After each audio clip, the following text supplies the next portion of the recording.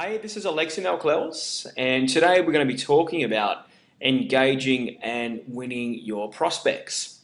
Now, it's really important in a business context and in business situations to be fascinating, for others to find you fascinating and interesting. How do you do that? Well, you can improve the perception of what others have of you by expanding your broad knowledge. Your knowledge about, say, politics, or your knowledge about the economy, or your knowledge about interesting facts to do with the human body, to do with current affairs, anything and anything at all. Because having a broad scope of knowledge allows you to introduce unusual discussions in business situations. You're able to fascinate people with interesting facts that they may not have thought about before.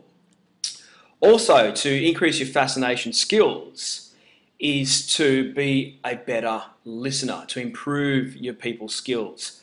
And what that means is just listening to people's problems, letting the awkward silences play themselves out so you can draw out the person you're listening to, and just really understanding to read body language and getting a good feel of what that other person's really about. This makes you more fascinating, ironically. Why?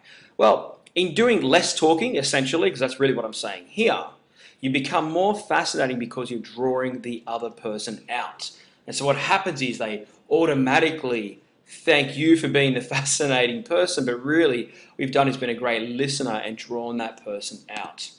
Another way to be fascinating is to be enterprising.